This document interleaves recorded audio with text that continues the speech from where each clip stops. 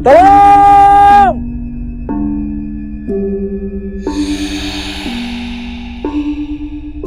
Nah, di sini awal kejadian yang viral di sosial media tuh.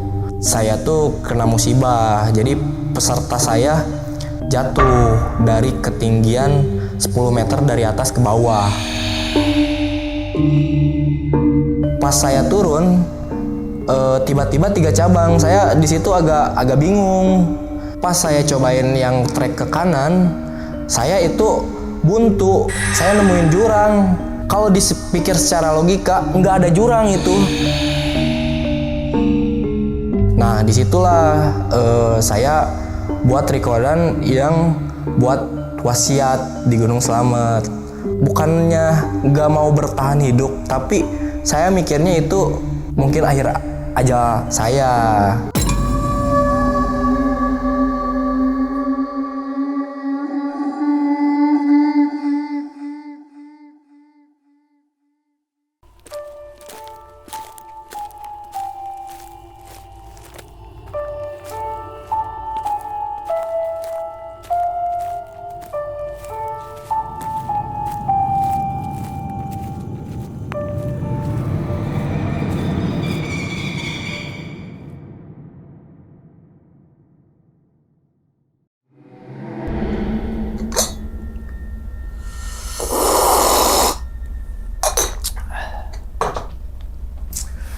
Assalamualaikum warahmatullahi wabarakatuh. Kembali lagi bersama gue Sumar Adi Wijaya atau biasa dipanggil Umang dalam segmen Ngopi Horor.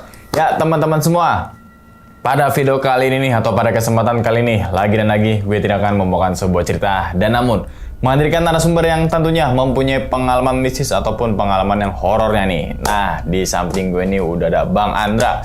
Waduh, Bang, gimana Bang? Kabarnya Bang? Sehat, alhamdulillah. Alhamdulillah sehat ya? Iya. Alhamdulillah. Salam untuk teman-teman dan juga keluarga di rumah nih, Bang Andra nih. Siap, Bang. Nah, tapi sebelum Bang Andra menceritakan pengalamannya ke teman-teman semua nih, kami ngucapin terima kasih banyak nih Bang. Sama-sama. Udah meluangkan waktunya datang ke sini jauh-jauh dari Sukabumi. Sukabumi. Yang semoga aja nih teman-teman semua di balik pengalamannya Bang Andra nanti teman-teman semua nih bisa diambil pelajarannya dan juga bisa diambil sisi baiknya. Gitu ya Bang ya? Nah, ngomongin masalah pengalaman nih Bang. Katanya Bang Andra nih punya pengalaman belum lama ini yang dimana pesertanya itu jatuh dari atas saat naik gunung Slamet lewat Permadi Guci. Dan proses evakuasi itu agak lama karena faktor cuaca. Faktor cuaca dan jauh sih, lumayan jauh kan dari posisi terjadi jatuh itu, sampai ke pos camp tuh lumayan jauh. Ya, dan sampai akhirnya nyasar juga. Dan nyasar. Videonya itu viral di TikTok hampir 5, sekian juta yang nonton. Boleh lihat dulu gak? Boleh. Coba. Kalau yang viral tuh yang ini. Bentar. Sorry. Ya. Yang ini. Yang ini. Ya. Oh. Lamun anu mangyahan HP ieu tolong cuacanya kabut ya. kirim video ini ke hujan ya. Saya. Oke. Dan sampai akhirnya hampir kena hipotermia juga itu ya? Hampir. Karena posisinya itu saya enggak makan sih. Salahnya enggak makan. Ini pasti banyak banget pelajarannya gitu kan di balik pengalaman nih Bang Andra nih. Ambil baiknya aja, yang buruknya jangan diambil. Kan itu Bang ya? Nah, itu dia. Oke, mungkin tahan dulu kali Bang ya, ceritanya Bang ya. Oke, dan tanpa berlama-lama lagi kita langsung masuk aja ke dalam ceritanya. Ngopi horor segera dimulai. Bang, diseruput dulu kopinya, silakan Bang. Seruput dulu. Alhamdulillah. Oke, udah siap nih Bang Andra buat ceritain ke teman-teman semua nih? Udah. Siap ya? Siap. Oke, langsung aja kita sikat.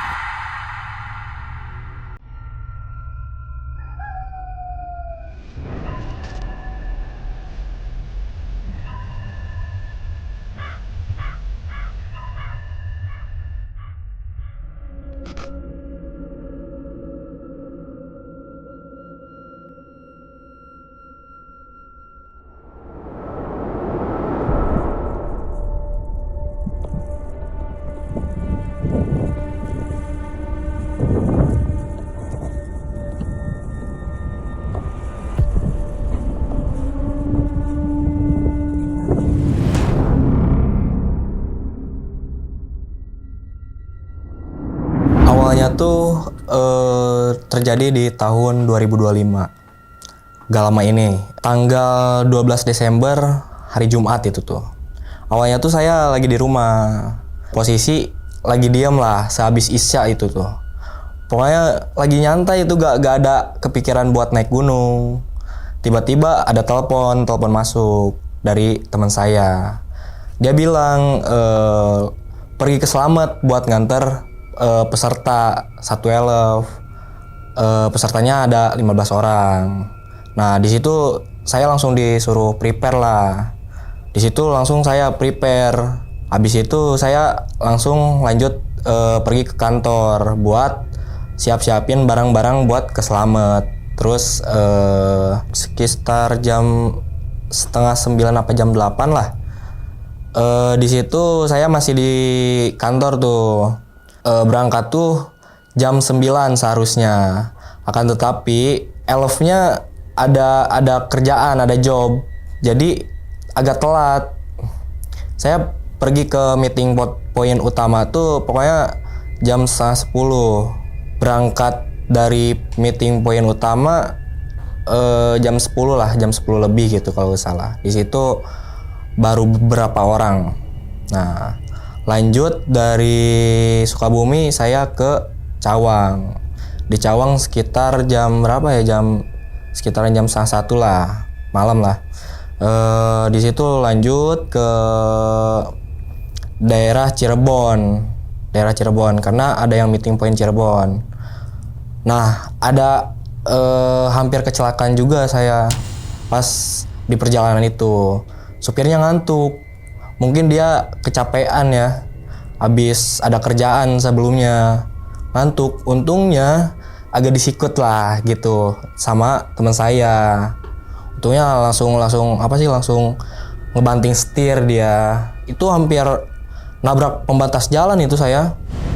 Untungnya enggak lah.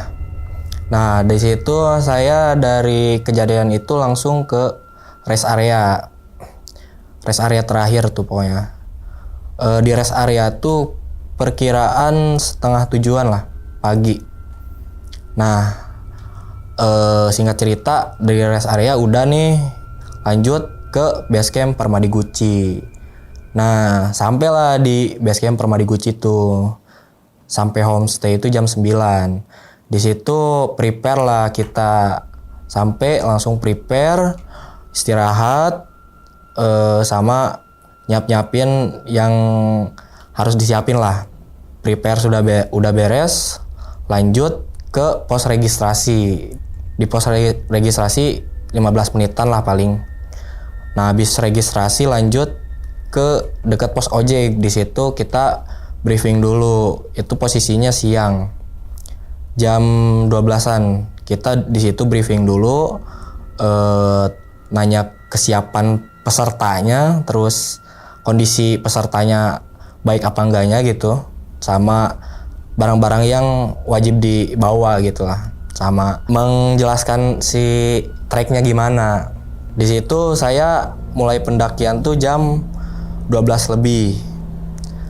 Nah, kan itu posisinya udah siang ya. Seharusnya naik ojek. Karena kan trek Slamet tuh jauh dari pos ojek ke pos 1 tuh. Seharusnya naik ojek. Akan tetapi pesertanya gak ada yang mau naik ojek. Semua pengen jalan. Ya udahlah, jalan. Di situ jalan sampai pos 1.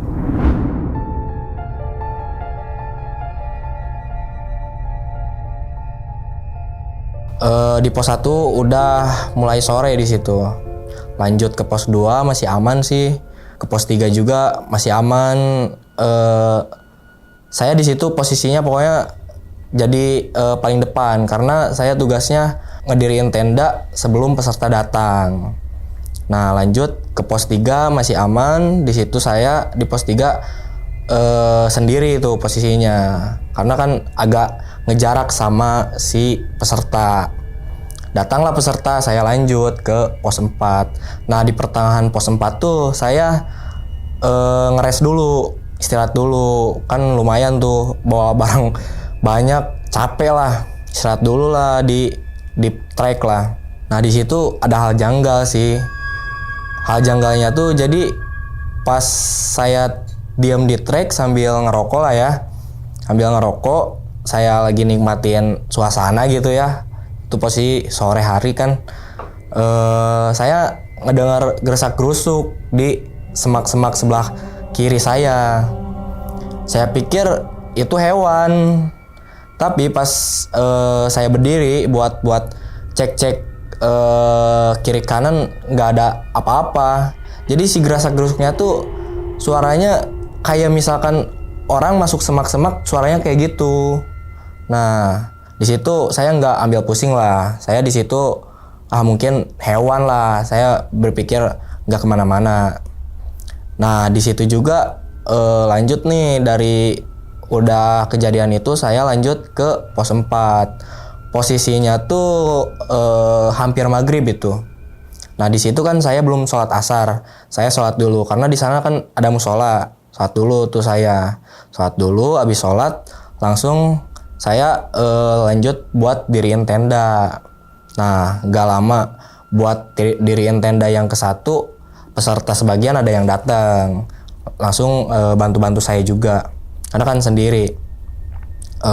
Abis lah buat tenda, peserta sebagian datang, terus pada langsung ganti baju istirahat. Nah di situ masalahnya tuh logistik makanan yang harus buat dimasak tuh di tengah. Jadi itu tuh yang berangkat tuh 3 kru, 15 peserta. Nah yang di middle tuh yang di tengah teman kru saya, dia yang bawa logistik, saya yang bawa peralatan kayak tenda sama alat-alat masak lah. Di situ saya pas udah diriin tenda, nunggu teman saya, pokoknya sampai jam 9 malam. Datanglah teman saya sama rombongan terakhir. Saya di situ agak agak nanya gitu, agak dengan ada kesel lah mungkin, karena kan peserta ini posisinya belum makan ya, habis capek-capean kan belum makan. Nah di situ saya agak kesel nanyanya, malah ini kemana wae sih? Dia jawabnya ngejelasin pokoknya ada trouble sebelumnya tuh. Jadi trouble-nya tuh ada peserta yang ngap di trek tuh. Jadi si pesertanya laki-laki, dia kayak gimana, kayak punya asma lah, mungkin ada penyakit asma gitu. Jadi si tasnya tuh dibawa sama teman saya tuh, jadi double carry lah. Jadi lumayan lama ke pos camp tuh, jadi jam 9 sampai tuh. Nah di situ pas teman saya sampai langsung saya masak lah di situ. Sekitar jam 10 apa jam setengah 11 di situ makanan udah jadi, langsung dikasihin ke para peserta buat makan. Kan itu posisinya udah malam, sebagian juga udah ada yang tidur kan ya. Nah udahlah, peserta udah makan, udah aman. Saya sama tim saya, kru saya ngopi lah di tenda. Jadi si tendanya tuh dari arah musola ke tenda saya tuh sebelah kanan musola, agak bawah dikit. Saya di situ posisinya lagi ngopi sekitar jam berapa ya, jam 12-an lah, begadang mungkin ya. Nah ada hal janggal juga sebenarnya tuh. Jadi saya pas posisi lagi ngopi itu kan si tenda tuh menghadap musola. Saya pas ngelihat ke arah musola, di pinggir musola tuh saya lihat ada putih. Nah putihnya tuh jadi gimana ya, putih semua kain, tingginya kisaran 2 meteran lah. Kalau dipikir-pikir sama saya, kalau misalkan pocong kan di HP kan sosial media tuh ada mukanya kan, ini nggak ada gitu, cuman kain. Di situ saya pikir itu kain awalnya, nggak hirauin lah. Langsung saya alien pandangan, lanjut ngopi. Pas nggak lama kemudian saya penasaran lihat lagi ke arah si pinggir musola itu. Pas saya lihat udah gak ada. Itu sih kalau dipikir secara logika, kalau misalkan kain, siapa yang naruh kain di situ? Ngapain kan? Nggak logis juga gitu. Tapi saya nggak terlalu ambil pusing. Ya udahlah, mungkin itu penunggu di sana mungkin ya. Jadi saya orangnya tuh percaya akan hal goib, tapi nggak takut.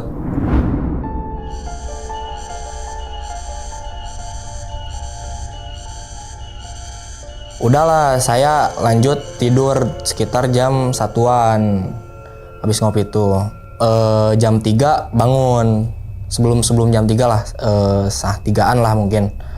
Di situ saya bangun, langsung bangunin peserta buat summit. Karena kan kita target summit jam 3 udah jalan. Nah, di situ posisinya rintik-rintik hujan, tapi belum besar. Nah, pas prepare hujan malah makin deres. Di situ saya ambil keputusannya buat break dulu seharusnya, tapi pesertanya mungkin pengen cepet sampai puncak ya, jadi pengen dapat sunrise mungkin ya. Gak apa-apa bang katanya, jam 3 aja kita pakai jas hujan semua. Di situ briefing dulu buat ngejelasin tracknya, terus estimasi waktunya sama kesiapan pesertanya juga. Nah, di situ mulailah kita nge-track dari jam 3 ke pos 5. Pos 5 tuh sampai perkiraan jam 6-an mungkin. Nah, di situ kan yang nganterin tuh 2 kru ke atas tuh. Yang satu jaga di pos camp buat jagain tenda. Karena kan Via Permadi Guci itu agak rawan maling di sana tuh. Iya, kalau misalkan tenda semua kosong takutnya ada yang hilang. Jadi kru nunggu 1. Nah, kita naik berdua kru tuh. Peserta juga ada yang nggak naik lah sebagian. Paling 3 orangan atau 2 lah. Nah, di situ ada cewek yang nggak kuat summit. Posisinya itu udah mau pos 5. 1 orang tuh cewek. Nah, temen kru saya langsung bawa turun si cewek itu. Nah, awalnya bilang dia mau balik lagi ke atas. Nah, udahlah di situ. Saya di situ posisi di belakang dulu. Lanjut sampai Pelawangan masih aman. Jadi posisinya tuh wah sangat-sangat berkabut lah. Jadi cuacanya tuh on off. Kadang berkabut, kadang cerah. Nah, tapi banyak berkabutnya. Cerahnya tuh hanya beberapa menit lah. Saya kan posisi di belakang. Tiba-tiba ada peserta saya yang bilang dari atas ada yang butuh P3K di atas tuh. Nah, di situ saya langsung ke atas. Langsung ke rombongan pertama. Nah, di situ saya kasihin lah P3K, dia butuh hand warmer pas itu tuh. Nah, di situ kan jadi posisi saya langsung di rombongan pertama kan ya. Nah, mau gak mau bareng rombongan pertama. Lanjut ke puncak sekitar jam berapa ya? Jam 8-an kalau gak salah, jam 8 lebih lah pokoknya sama rombongan pertama tuh. Di situ istirahat, foto-foto. Rombongan pertama udahlah turun. Saya nunggu di puncak. Singkat cerita, datanglah rombongan yang terakhir. Nah, yang rombongan terakhir tuh berisikan 2 cewek, 1 cowok. Nah, di situ istirahat dulu sebentar, langsung foto-foto. Pokoknya singkat lah, nggak lama gitu, foto-foto, istirahat, langsung turun lagi dari puncak Suerono kalau nggak salah ke puncak Salam. Nah, di situ di puncak Salam tuh jam 9 kurang kalau nggak salah, 9 kurang dikit lah. Di situ foto dikit, langsung lanjut turun ke bawah. Nah, di sini awal kejadian yang viral di sosial media tuh. Jadi saya tuh kena musibah. Jadi peserta saya jatuh dari ketinggian 10 meter dari atas ke bawah. Nah, jadi pas kejadian tuh kita lagi turun, nurunin tali kan lewat Via Permadi Guci itu ada tali kan ya. ke arah Summit tuh di Pelawangan. Pernyataan si korban tuh dia lagi pegang tali, terus mungkin licin ya, karena kan posisinya berkabut itu, licin. Dia lepas tangannya dari si tali itu, langsung kayak backroll lah, langsung terjun ke bawah itu. Wah, itu saya lihat itu posisinya, wah kacau parah itu. Untungnya ada pendaki lain yang nahan dari bawah ke yang si korban itu pas jatuh. Kalau misalkan nggak ada yang nahan, mungkin udah lewat. Karena itu, wah, di Pelawangan tahu sendiri kan ya, kemiringan sama treknya tuh sangat terjal itu, sangat beresiko lah. Nah di situ pas udah si korban ditahan, saya langsung gercep tuh buat datang ke tempat si korban. Datang langsung dipindahin sama saya buat di tempat cari aman lah, karena kan posisinya tuh bener-bener terbuka itu, nggak ada ini. Jadi saya tuh cari yang agak ada cengkokan biar nggak terlalu kena angin, karena kan posisinya itu, wah, badai itu. Dipindahin lah. Nah di situ saya tanya gimana yang dirasain gitu. Dia bilang, jadi dia tuh masih sadar untungnya. Jadi dia bilang pas saya tanya tuh, dia bilang semua badan sakit dari kepala sampai kaki lah, semua. Pokoknya pas saya lihat juga itu, pokoknya di sini robek, pokoknya robek di sini tuh, di tangan, di badan, sama di kaki juga robek gitu.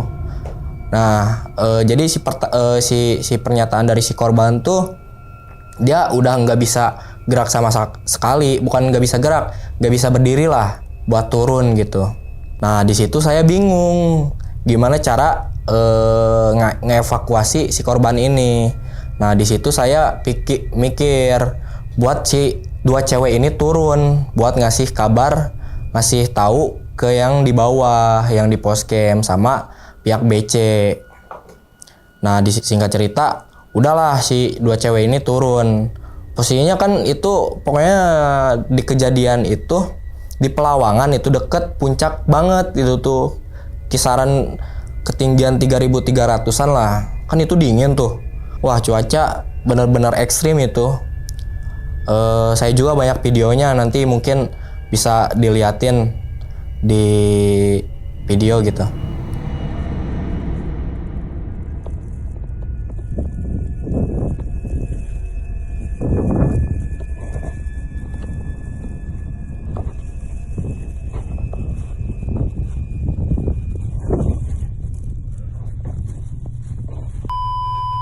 Jadi pas di kejadian jam 9 itu, 9 pagi, saya berdua tuh, kan yang dua cewek udah turun, sama si korban berdua. Di situ tuh saya langsung ngebersihin luka-lukanya sama buat tutupin luka-luka robekannya, karena kan takutnya infeksi kan ya. Udahlah di situ, udah dibersihin, udah ditanganin lah. Di situ saya nunggu sama si korban dari jam 9 tuh. Nah lanjut sekitaran jam 10. Nah jam 10 tuh kan pendaki masih lalu lalang. Nah di situ saya berusaha buat ngajak si korban ngobrol biar tetap sadar. Nah di situ ngobrol sama si korban, terus nyemangatin juga buat berpikir berpikir positif gitu, nggak terlalu mikir kemana-mana gitu, harus tenang lah. Jadi pas di situ saya nenangin si korban, ada pendaki 3 orang yang turun dari puncak. Nah di situ saya inisiatif, karena di situ posisi sekitar jam setengah 11-an lah. Di situ saya inisiatif karena kan posisinya itu badai kan, terus dingin juga. Saya berdua sama si korban, saya inisiatif biar cepat turun gitu, inisiatif buat bantuin tolong ke bawah.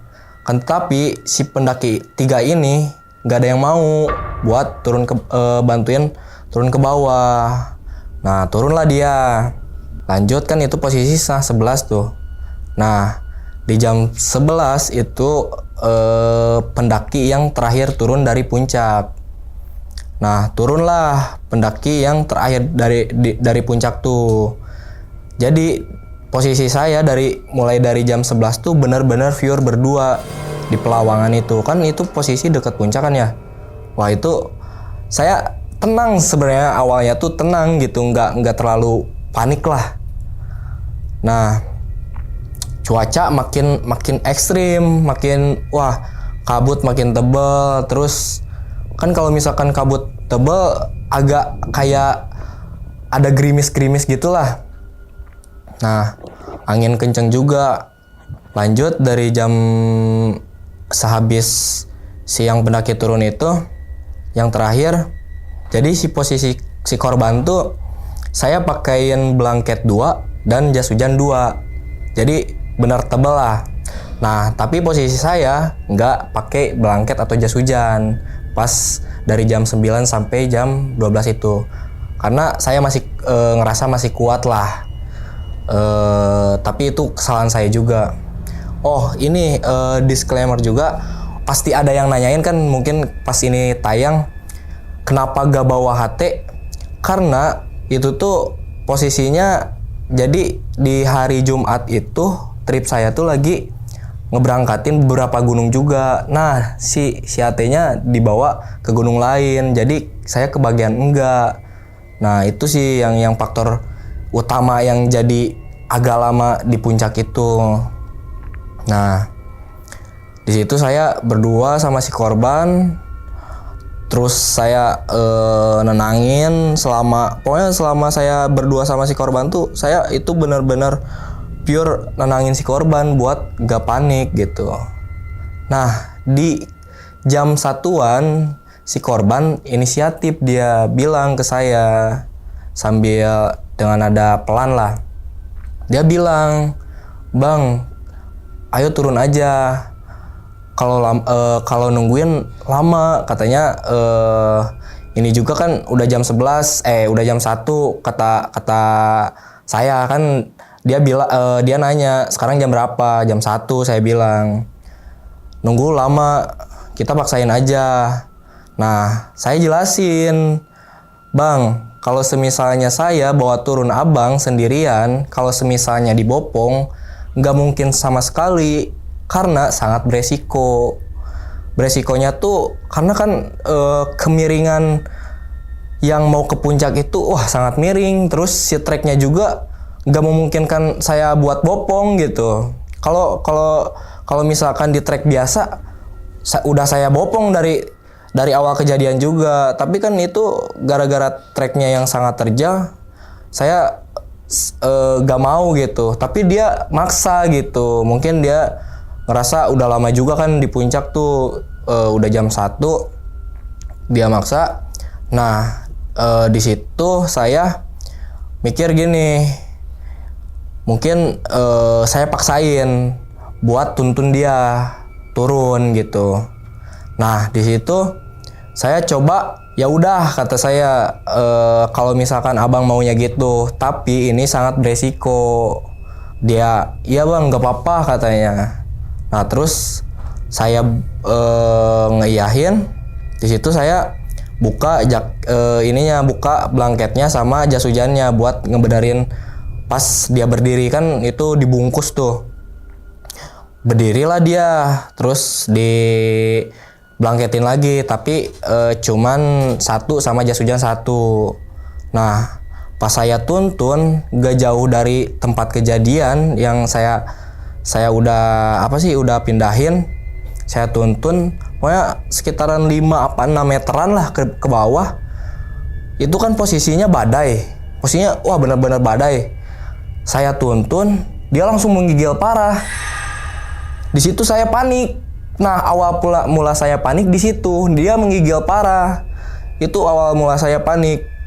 Dia bilang, "Bang, diam dulu aja," katanya, "blanketin lagi biar anget lah, dingin katanya apa." Langsung saya di situ cari agak tempat yang ada cenggokan gitu biar ngehalau badai.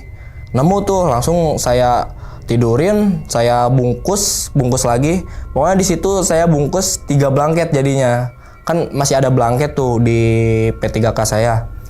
Jadi 2 jas hujan, 3 blanket jadinya di kejadian itu. Nah, sisa 1 blanket di tas saya tuh. Itu posisi kan jam 1 ke setengah 2-an lah. Setelah itu terjadi. Nah kan posisinya badai.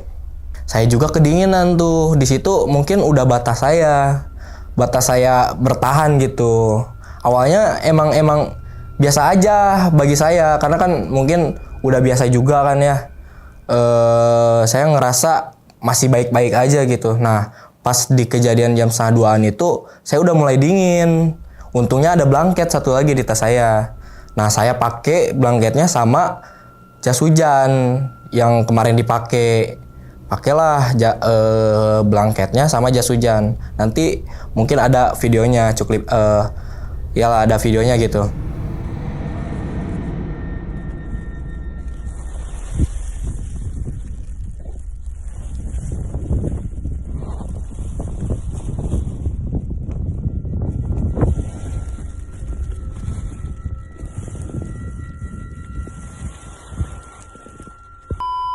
Pas saya kedinginan itu, saya udah mikir kemana-mana karena kan saya awal mulai paniknya tuh di situ karena gara-gara peserta terus badai makin kenceng, saya panik di situ, udah mulai bersugesti lah.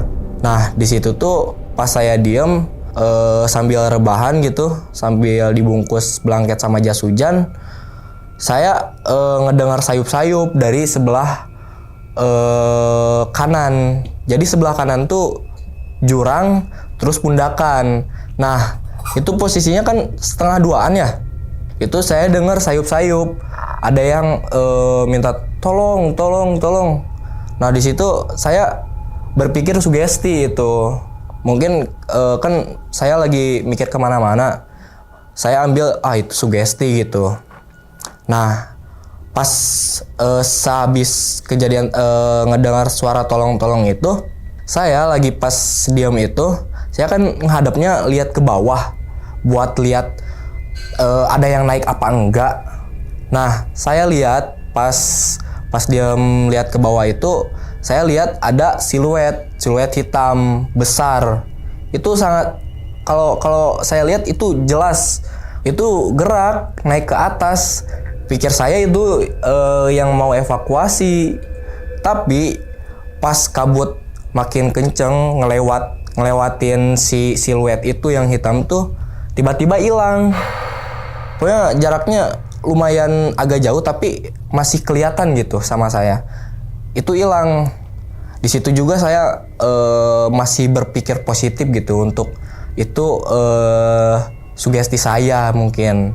Sehabis kejadian itu saya posisi udah kedinginan banget. Wah, karena gara-garanya nggak makan itu tuh yang masalahnya tuh. Jadi saya nggak makan sebelum summit tuh. Cuman bawa biskuit lah buat summit. Posisi perut kosong, terus kelelahan juga. Nah di situ saya udah menggigil parah.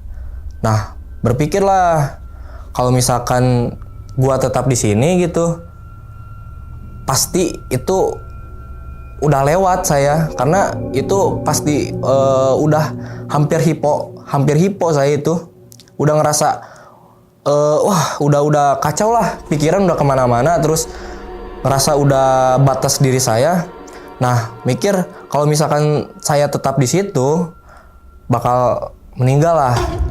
Nah di situ saya buat ambil keputusan buat turun, karena kan kalau turun kita minimal ngegerakin diri lah buat nggak kedinginan gitu, biar si suhu tubuh naik lagi gitu. Nah tapi cara saya jadi ke si korban tuh nggak ngomong buat turun. Si korban bilang, "Bang, tidur ya biar enggak lama nunggunya." Di situ dia ngeiyahin.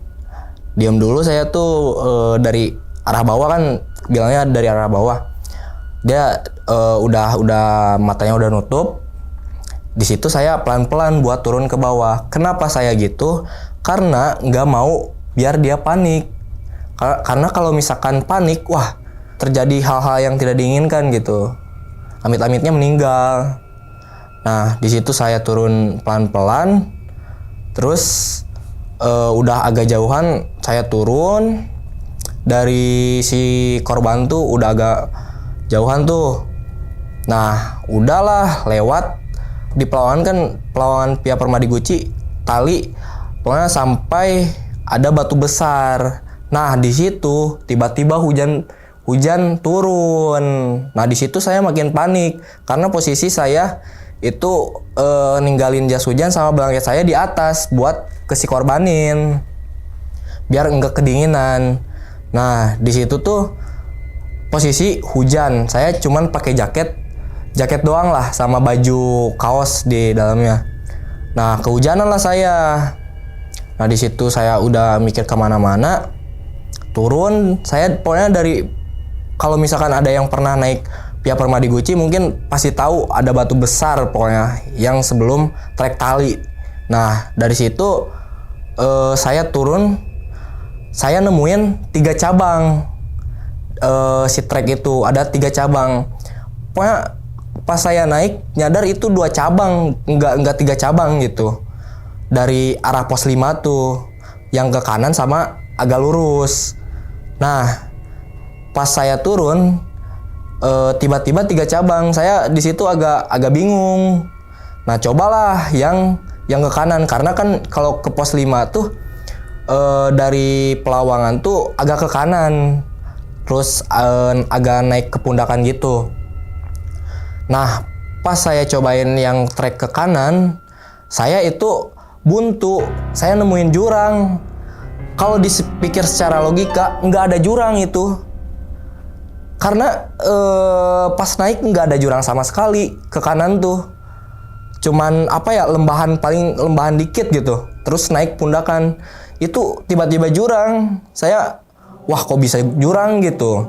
Nah, di situ berusaha tetap tenang lah. Kok bisa gini gitu.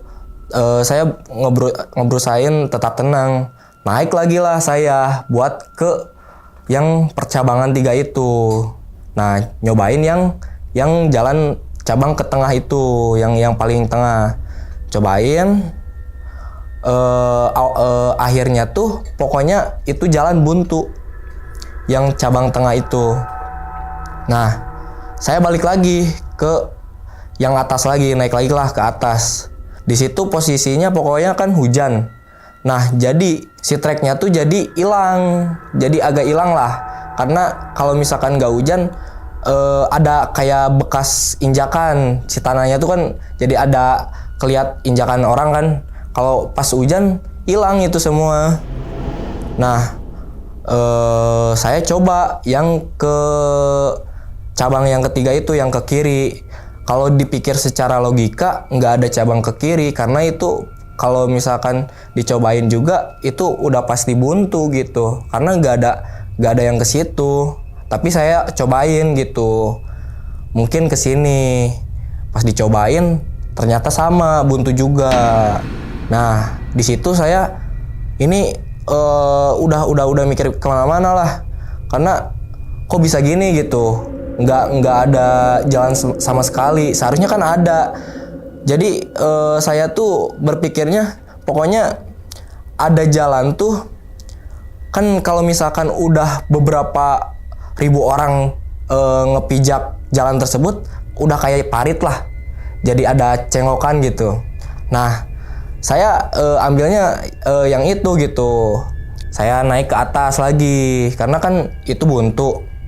Nah, disitulah saya buat rekodan yang buat wasiat di Gunung Slamet. Karena di situ saya udah mikir gimana ya? Bukannya nggak mau bertahan hidup, tapi saya mikirnya itu mungkin akhir aja saya. Saya di situ buat di video saya minta maaf lah orang tua gitu. Karena kan posisi saya udah kedinginan, perut kosong, terus udah kecapean juga. Saya udah mikirnya wah mungkin akhir aja saya. Jadi saya buat recordan buat kalau misalkan ada yang nemuin HP-nya, jadi keluarga bisa lihat gitu. lamun anu mangyahan HP ieu tolong kirim video ini ke orang tua saya. Mah Hampura Anda sok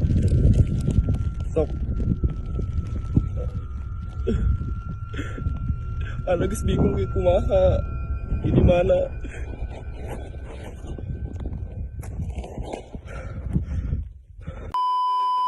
Nah, habis tuh buat recordan, saya kantongin lagi si HP.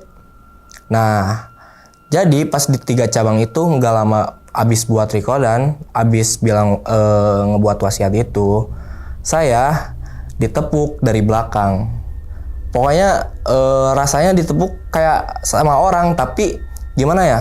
Kayak tepukannya tuh nggak terlalu keras lah, cuman gitu doang.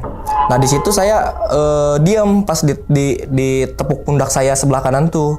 Nah pas abis tepukan itu yang nepuk itu bilang, terus melaku neng ngarep. Nah saya gak tahu kan ya awalnya itu kan bahasa Jawa ya. Saya gak tahu artinya. Sehabis dibilang itu saya mikir ini apa gitu. Maksudnya kalau misalkan si korban gak mungkin, karena kan saya tahu si korban nggak bisa gerak sama sekali. Saya berusaha mungkin itu sugesti saya, karena kan saya sangat berpikir positif lah, saya tetap berpikir positif gitu. Nah di situ pokoknya sehabis ditepuk saya kayak terdorong buat jalan ke depan. Saya inisiatif lah buat jalan ke depan, coba lagi. Nah pas saya coba, bener lah itu langsung yang kan tadi awalnya buntu tuh. Pas saya coba itu track aslinya, karena saya di situ langsung nemuin, jadi ada kayu, terus di ujung kayunya tuh ada solatip, jadi nancep dia tuh. Nah di situ ini tracknya. Nah di situ saya udah mulai nemuin jalan kembali. Nah di situ saya masih panik sih sebenarnya. Di situ saya sambil minta tolong lah, belum ada yang nyangut. Nah saya turun dari si tanjakan kayu itu ke sebelah kanan. Bener ada jalur. Saya sambil teriak-teriak minta tolong.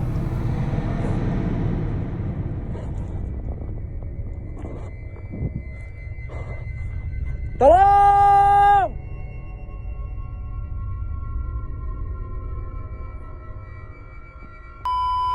Nah, dari kejauhan, dari arah bawah ada yang nyaut.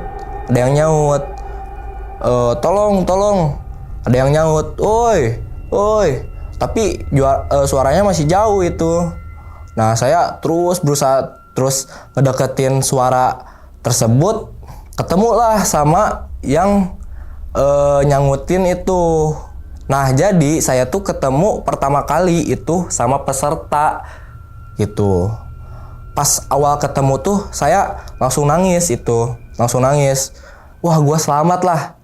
Nangis lah di situ saya. Nah, nangisnya tuh ada 2 faktor. Yang kesatu saya ngerasa selamat lagi. Terus faktor keduanya saya nangis tuh gara-gara ngerasa ninggalin si itu. Nah, kan pokoknya saya pas selama sama si korban, Bang, pokoknya gua bakal tetap sama lu, nggak bakal ninggalin lu. Gimana pun kondisi lu, gimana pun jamnya, gua bakal tetap di pinggir lu gitu. Tapi kan mungkin karena saya panik jadi turun. Udahlah, pokoknya saya ketemu sama yang pertama yang naik ke atas, itu kan peserta saya. Gak lama kemudian kru saya juga datang dari si peserta saya itu. Si peserta naik ke atas buat langsung bantuin si korban, buat cari si korban lah. Saya pas sama kru juga, wah saya nangis parah itu. Sampai sembab lah saya nangis itu. Karena ngerasa masih diberi umur panjang lah. Di situ saya nunggu di pos 5. Nah, keanehannya tuh pas saya udah nemu jalan kembali, terus udah kayak menemukan kehidupan kembali, tiba-tiba si cuacanya tiba-tiba berubah cerah. Itu wah, adalah videonya, nanti saya liatin sebelum pas saya buat wasiat sama pas evakuasi lah. Tapi yang evakuasi kehapus ininya, tapi ada di postingan kalau nggak salah.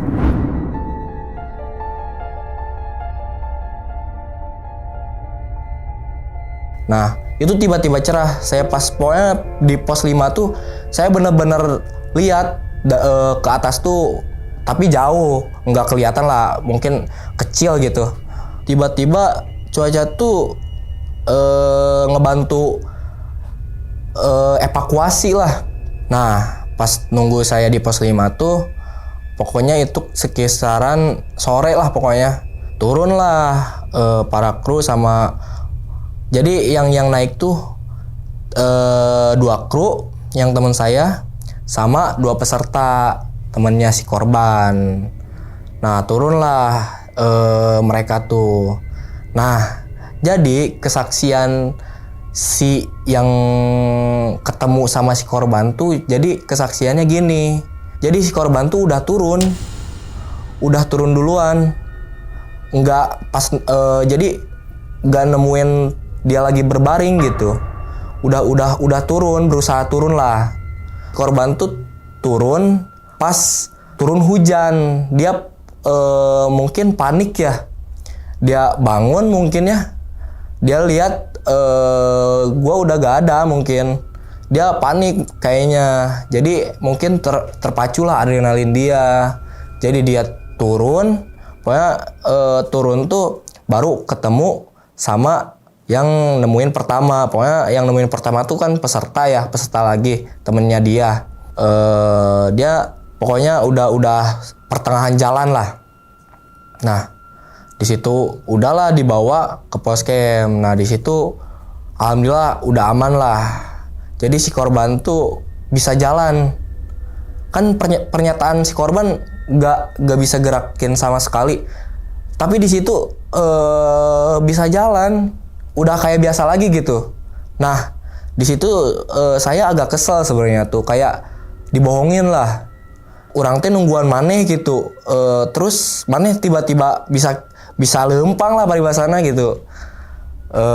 Di situ udah saya biarin dari poscam, udahlah dari poscam istirahat. Yang saya pikirin kejanggalan tuh yang ini nih, yang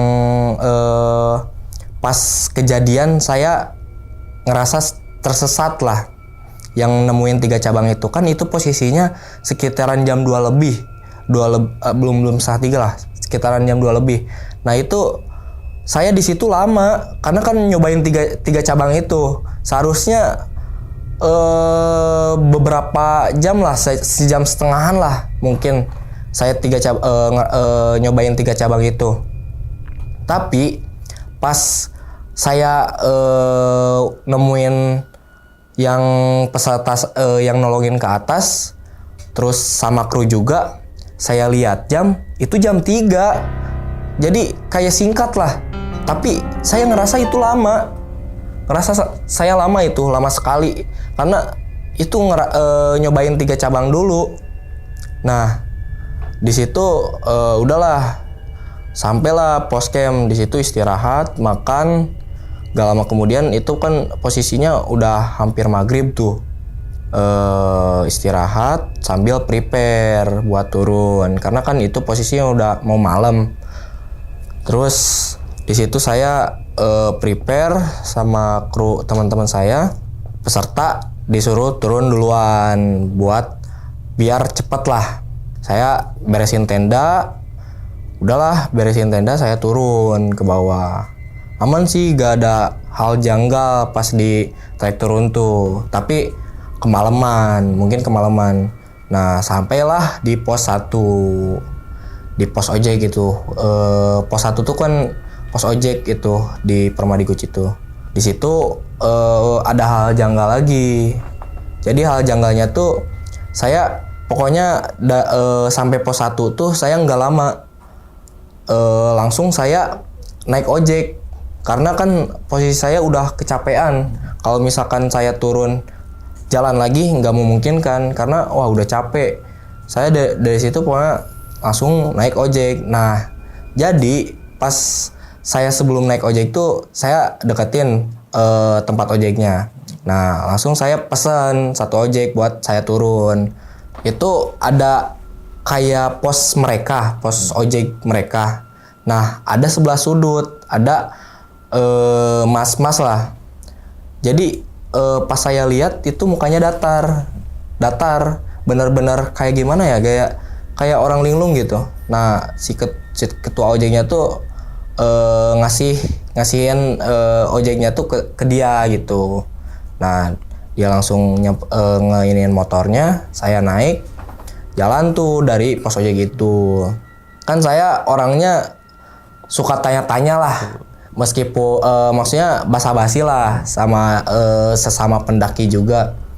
Nah, saya nanya ke ojek ke si bapak-bapak ojek ini di pertengahan jalan tuh. Mas, gimana hari ini? Rame apa enggak gitu. Dia diem, nggak jawab sama sekali. Benar-benar diem itu. Jadi di selama perjalanan itu saya nggak ngobrol sama sekali sama ojek tersebut. Udah saya coba ngajak ngobrol juga, dia nggak jawab sama sekali. Tapi saya di situ kan posisinya udah tenang lah. Tapi saya berpikirnya mungkin orangnya kayak gini gitu. Pokoknya turunlah, sampailah base camp. Nah, di situ semua peserta udah turun. Alhamdulillah semua aman, gak ada kendala lagi gitu. Si korban juga udah ditanganin pas turun. Nah, sampai semua di base camp, peserta udah sampai. Saya kan mau makan. Terus saya nyamperin si ibu homestay buat minta makan lah.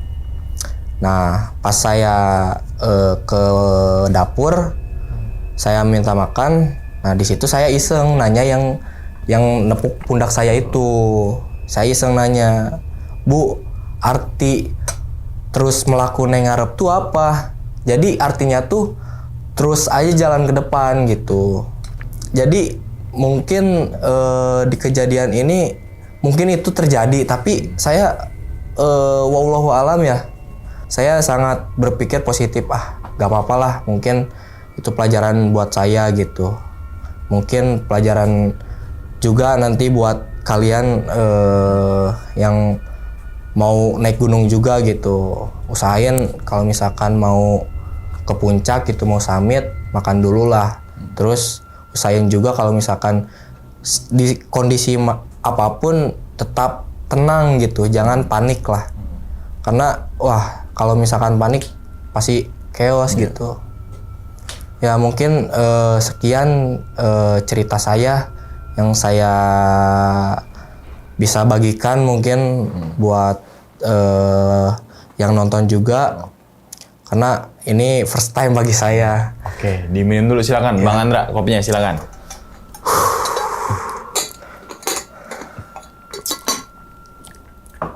Oke, jadi gitu ya teman-teman semua nih, pengalaman dari Bang Andra saat naik Gunung Slamet di tanggal 12 Desember 2025. Ya. Nah, gimana kalau kita lagi podcast ini nih masih di bulan yang sama? Ya, di bulan yang sama. 2 mingguan atau 3 minggu yang lalu lah gitu kan ya. Oke. Nah, emang banyak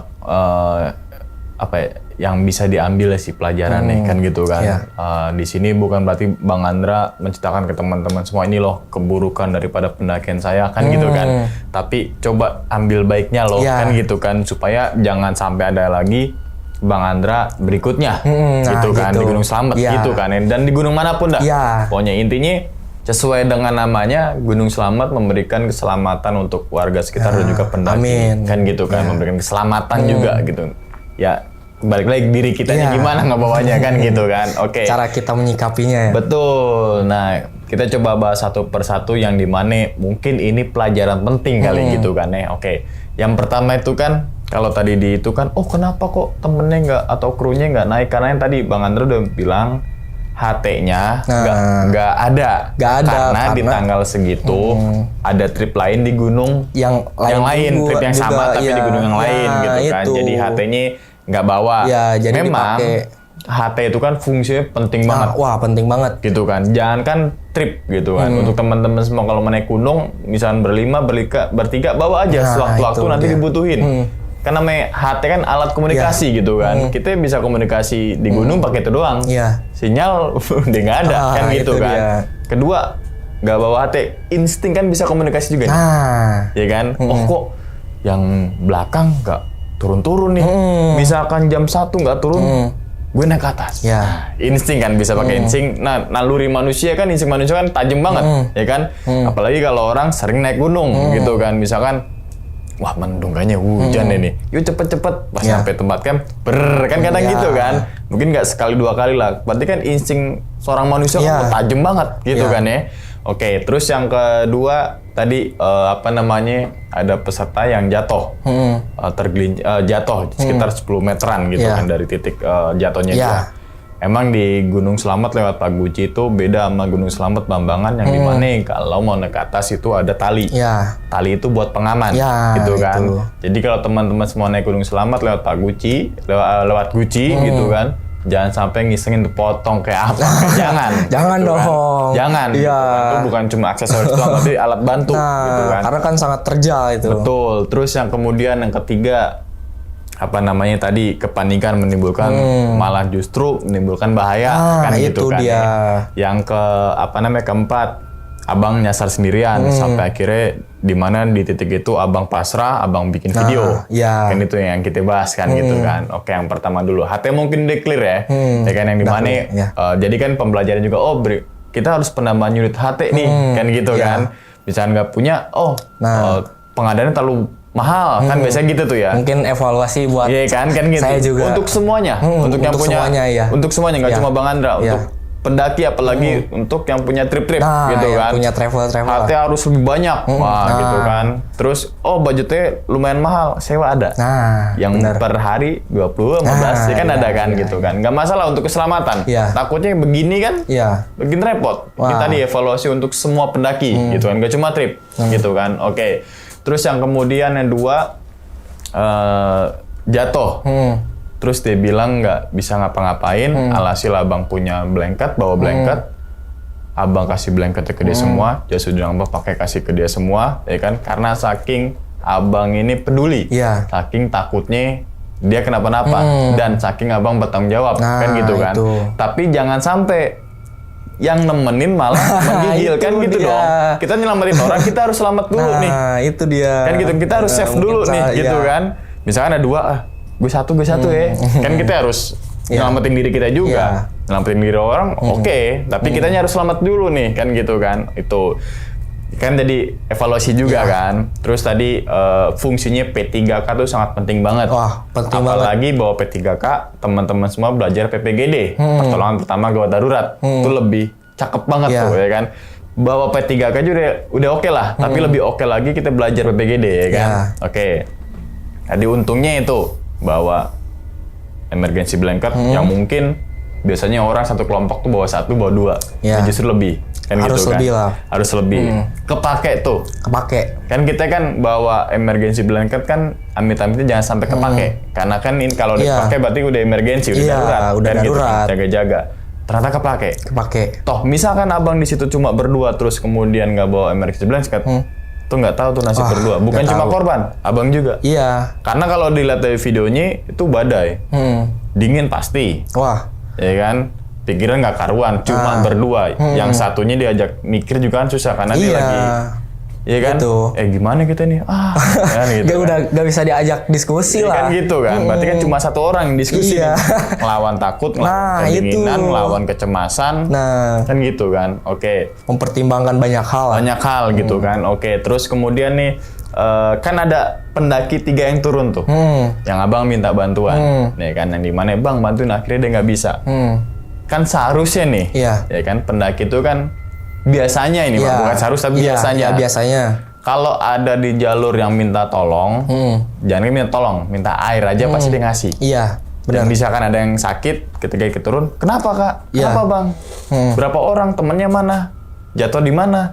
Gitu kan? Biasanya nolongin, kan gitu. Iya. Tapi ini langsung turun. Tadi kan yang 3 orang itu Iya. langsung turun. Langsung turun. Oke, misalkan dia kenapa alasannya dia langsung turun? Mungkin pertama dia ngejar waktu. Ya, nah Oke itu. lah, ya Mungkin kan? pikiran saya ke situ sih. Oke, tapi setidaknya dia ngabarin yang di bawah. Nah, Kan gitu. Kita nggak bisa ngebantu secara misalkan penanganan medis. Takutnya terjadi apa-apa Ya. gitu kan. Kita nggak tahu ya bilang nggak tahu ya, tapi jangan sampai gitu. Oh, gue bisanya nolongnya, gue samperin bang tenda lo, rombongan yang mana? Namanya siapa? Gitu. Nanti gue panggilin ke atas deh. Ya. Kan gitu.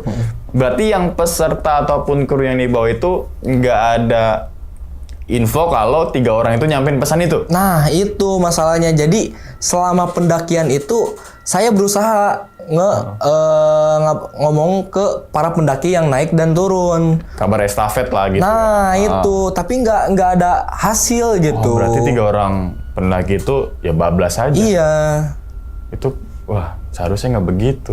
Seharusnya nggak begitu emang. Gitu kan ya. Iya. Oke, ya nggak tahu lah kenapa lah itu mah gitu kan. Oke, itu sangat disayangkan banget gitu kan. Oke, terus kemudian yang tadi abang sempat kesal tuh sama si korban, wajar. Ya kan, kita kan punya rasa kesal nih. Nah, ke orang. itu. Ya kan. Maksudnya saya hampir meninggal gitu. Iya, yang nyelamatin justru mau meninggal. Iya. Pas sampai tempat camp dia bisa jalan. Iya, Kan gitu udah kan. kayak biasa gitu. Iya, iya. Meskipun Nah, ini luka-luka lah. Yang kita bahas nih, maksudnya kan kan banyak juga nih yang dimana ranger itu kan turun tangan, ya kan. Pas ranger kan bilang, oh ada cedera, ada ini, ada itu di atas. Wah, ranger kan dapat info langsung meluncur. Iya, ya kan? nah. Pas sampai situ ternyata pendaki sebenarnya bisa jalan. Gitu. Kenapa nggak coba paksakan dikit-dikit? Nah, itu dia. Selagi kita bisa. Kecuali yang nggak bisa itu patah tulang. Kan gitu kan, udah nggak kesadarkan diri. Ya kan, baru nggak bisa paksain tuh. Nah. Tapi kalau sakit dikit, perih, terus cedera, bukan cedera ya. Kalau ankle, kalau lebih parah emang nggak boleh dipaksain. Tapi kalau kita capek pegel, ya harus paksain. Kan gitu kan? Iya. Banyakan kasus kan, sebenarnya cuma cedera Iya, ringan gitu. cuma ringan Tapi gitu. digotong. Iya. Digotong lagi Jadi kan. gimana ya? Sugestinya kayaknya. Karena kan tadi jatuh, Iya. lecet-lecet, temannya di bawah cuma abang berdua, terus kemudian badai, hujan, Nah, itu. kan gitu mungkin kena mental dia. Iya. Alhasil sebenarnya fisik dia mampu Iya. untuk jalan, tapi mental udah kena, Nah. jadi nggak mampu. Nah, itu dia. Beda lagi kalau mentalnya mampu, fisik dia nggak mampu, dia tetap akan jalan walaupun dia nahan sakit itu luar biasa. Benar. Kan gitu ya.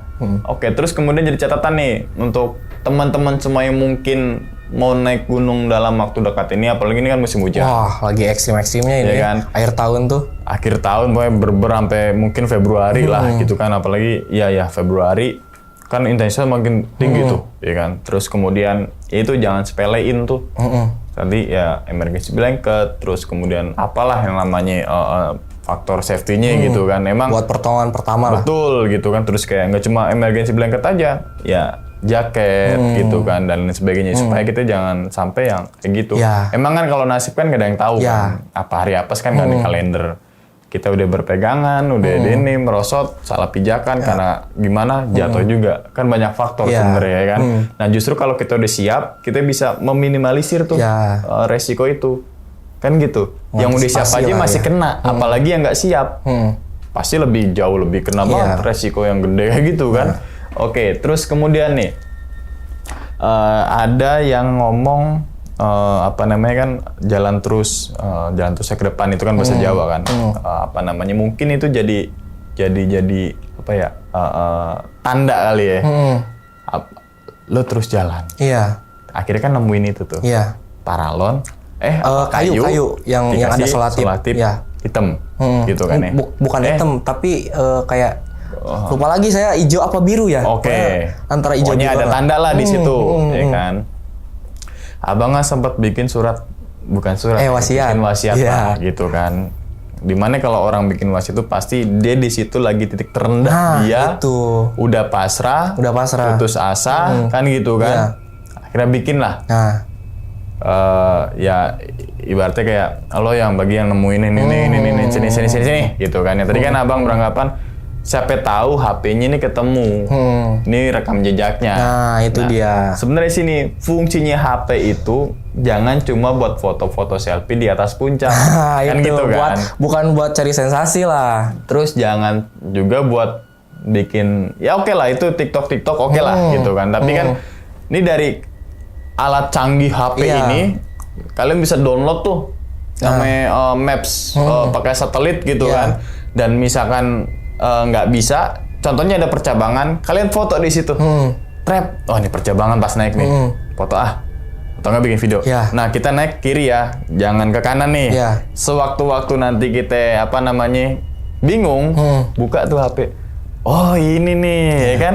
Jadi jangan cuma kantongin, bisa semua tuh berguna. Makanya kan kalau pendaki gunung kan di sekreatif mungkin gitu kan. Barang yang berguna aja bisa jadi berguna. Lo ini HP ya justru lebih berguna kan gitu ya. Oke. Nah, terus kemudian akhirnya bisa selamatin tuh. Kita bilang si A aja lah biar enak ngomongnya. Si A ini akhirnya bisa jalan turun. Nah, abang kan turun duluan, ninggalin si A. Karena tadi abang pengen cepet-cepet nih nyampein buat minta tolong. Karena gue nggak bisa. Misalkan nggak turun, gue nunggu sampai jam berapa. Nah itu dia. Kan gitu kan, banyak pertimbangan karena ya cuma berdua. Kecuali bertiga, satu orang bisa nemenin, satu orang bisa turun gitu kan. Ini cuma berdua. Nyuruh si A kan nggak bisa turun, ya kan? Akhirnya abang turun, walaupun nyasar-nyasar dulu tuh. Ketemu pas dia naik, teman-teman abang atau peserta abang naik, dia lagi jalan turun. Berarti mentalnya udah ini lagi kali ya, atau wah sialan gue ditinggalin lagi. Kayaknya mungkin gitu. Terpacu adrenalinnya mungkin ya. Jadi dia benar-benar panik mungkin ya.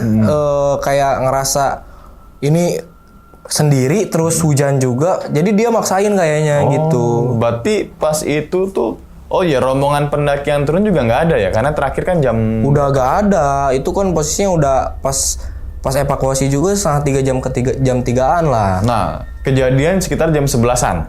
Kejadian jam 9. Oh, jam 9. Awalnya. Kalau berdiam diri di situ dengan kondisi badai, hujan, sore kan makin dingin tuh. Nah, bisa kelar tuh, lain cerita tuh.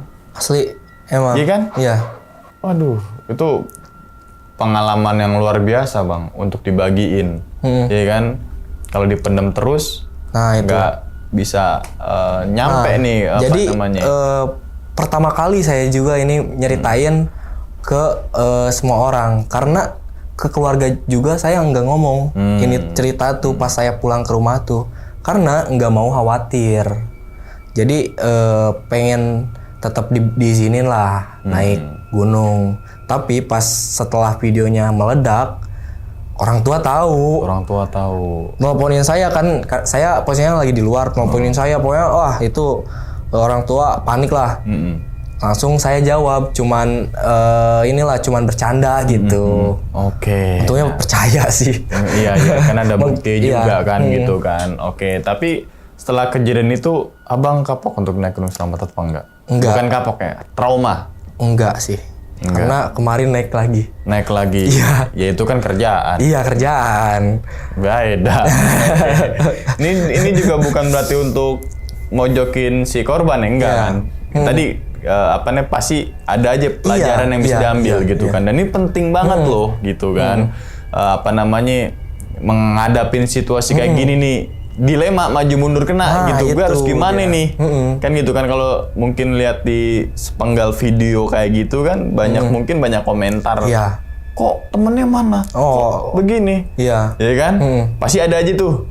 Ya kan? Nah ini diceritain fullnya nih gitu kan Sekali lagi ini banyak banget pelajarannya. Kita undang Mbak Andra bukan untuk melihat sisi keburukan dari tripnya gitu kan, tapi ambil pelajarannya Nah, gitu itu kan. Dan Bang Andra juga kan tadi mengevaluasi trip perjalanan Iya. itu ya kan, pendakian itu biar jangan sampai kayak gini lagi itu kan dia. gitu kan.